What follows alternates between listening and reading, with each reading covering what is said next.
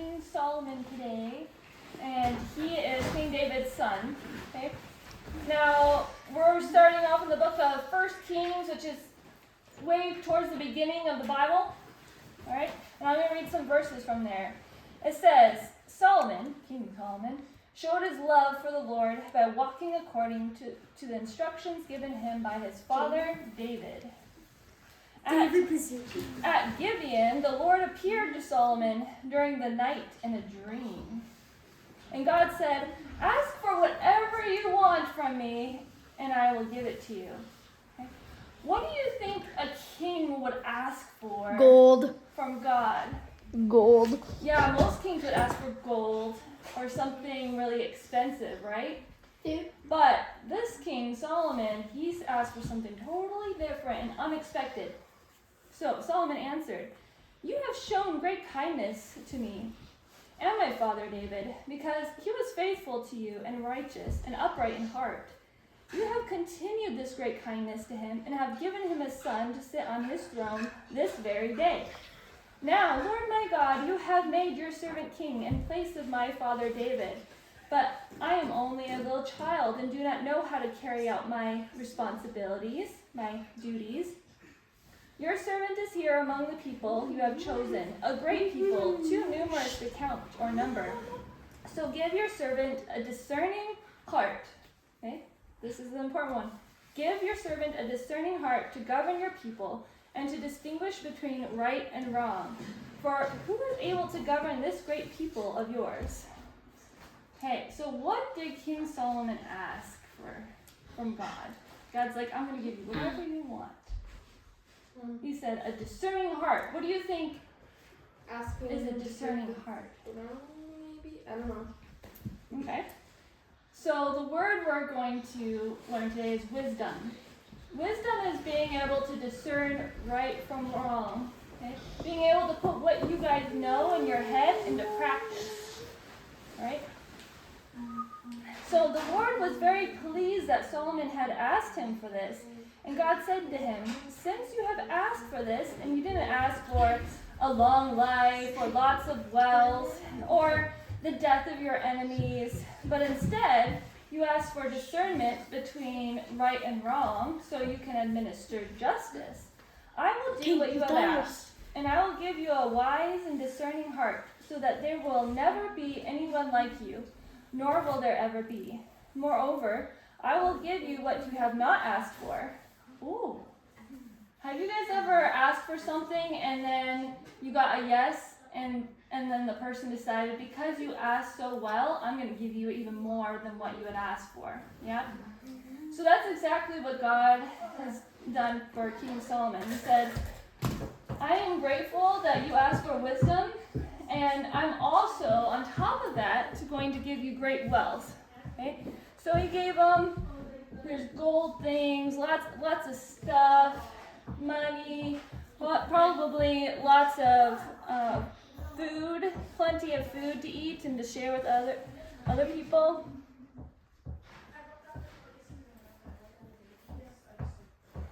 From here, it just looks like there's a floating bag. That makes it. That's okay. There we go. All right, so that's just to represent all the stuff that he has. All right, now we're going to learn the next story. How does King Solomon put his wisdom to the test? Okay. Now, there were two women that came to the king, and they stood before him. All right, we'll pretend like they are facing him, okay? Put them upside down or something. Yeah, then they'll be facing them. That'd be I too should silly. put. That won't work. Okay. So, there were two women that came to the king, and they stood before him. One of them said, pardon me, my lord. This woman and I live in the same house. I had a baby while she was there with me. And the third day after my child was born, this woman also had a baby. We were alone, and there was no one in the house but the two of us. During the night, this woman's son died because she laid on him. So she got up in the middle of the night and took my son from my side while I, your servant, was asleep. She put him by her breast and put her dead son by mine. The next morning, I got up to nurse my son, and he was dead. But when I looked at him closely in the morning light, I saw that it wasn't the son I had born. The other woman said, "No, the living one is my son, the dead one is yours." But the first one insisted, "No, the dead one is yours, and the living one is mine." And so they argued before the king. And the king, being all wise, or not all wise, but being very wise, he said, This one says, my son is alive, and your son is dead, while that one says, no, your son is dead, and mine is alive. Then the king said, bring me a sword. So they brought a sword for the king, and he then gave an order, cut the living child in two, and give half to the one and half to the other. The living child? Yes. Now wait to find out what happens. The woman whose son was alive was deeply moved out of love for her son, and she said to the king, please, my lord, give her the living baby. Don't kill him. But the other said, neither I nor you shall have him. Cut him in two. Then the king gave his ruling. Okay, I know who the actual mother is. Give the living baby to the first woman. Do not kill him, because she is his mother. When all Israel heard about the verdict that the king had given, they held the king in awe, because they saw that he had wisdom from God to administer justice. Quite the story, hey?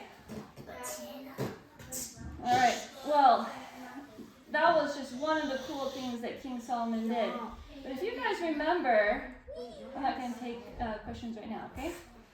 If you guys remember, King David really wanted to build God a house, right, to live in, because right now he just has a tent. And the people of Israel would choose their priests to go into the tent and meet with God there. And God said, no, David, you're not going to be the one to build me a house, but it's going to be your son, Solomon. Okay? Let's see. Solomon stood before the altar of the Lord in front of the whole assembly of Israel, spread out his hands toward heaven and said, Lord, the God of Israel, there is no God like you in heaven above or on earth below. You who keep your covenant of love with your servants, who continue wholeheartedly in your way. But will God really dwell on earth? The heavens, even the highest heaven, cannot contain you. How much less this temple I have built? So after King Solomon built this amazing temple that God said he could build, he started praising God, and he said some cool things about him, things that you and I need to learn, okay? He says, Lord, you are the God of Israel. There's no one like you in heaven, okay? No one like you in heaven or on the earth. You who keep your covenant of love. So a covenant is like a promise, okay? So God keeps his promises always, okay? Now, you and I, sometimes we've broken promises before to our friends or to our family. But God, he never breaks his promise, okay? Also, he says, you, God, you keep your covenant of love with your servants who continue wholeheartedly in your way. So, all those who choose to follow God and his ways, he blesses. Now it says, but will God really dwell on earth? The heavens, even the highest heaven, cannot contain you.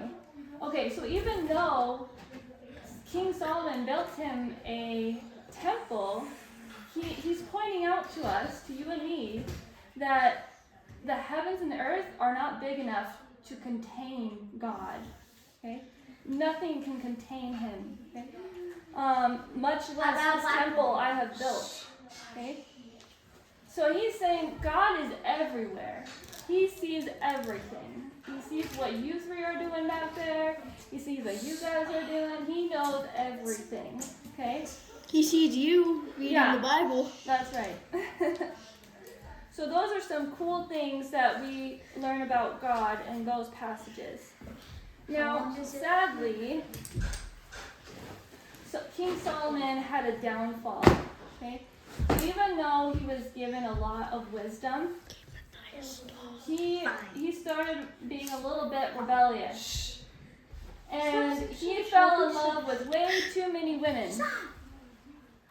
Okay? He what? He fell in love with way too many women.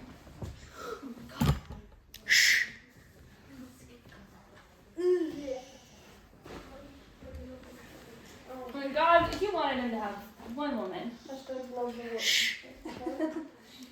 And not only that, but another thing that what made God upset was that all these women, they didn't love God. They actually loved their own idols, their own false gods. And because King Solomon loved all of them and started to love them more than God himself, he decided he was going to build idols and statues to represent the gods that they worship. Like the Greek gods? Well, they would have been probably not Greek gods. There might have been some Greek gods, but there's lots of other gods too. I can read to you the names of them. They're in the Bible. Oh, I love that. Oh, but what is that? That just represents the false gods. And I did have other ones, but I don't know where they went.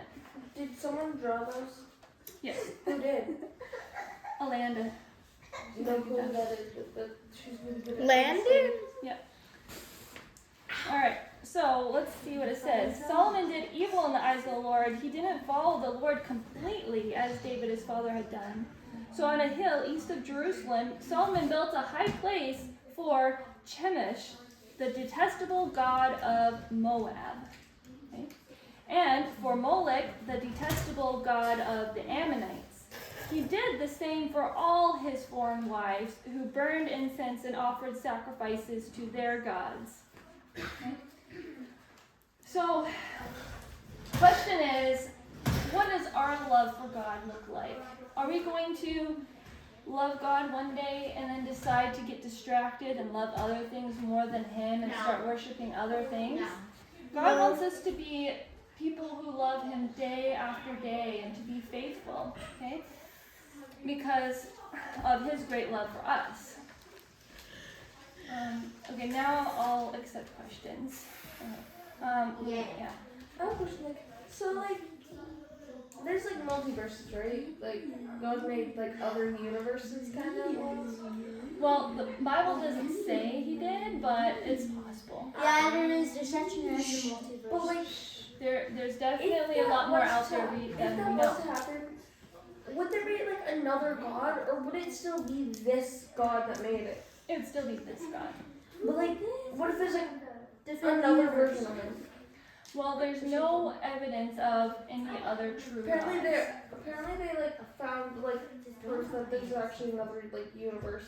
Universe might be true, yes. Another But that kind of doesn't mean world. there's another God.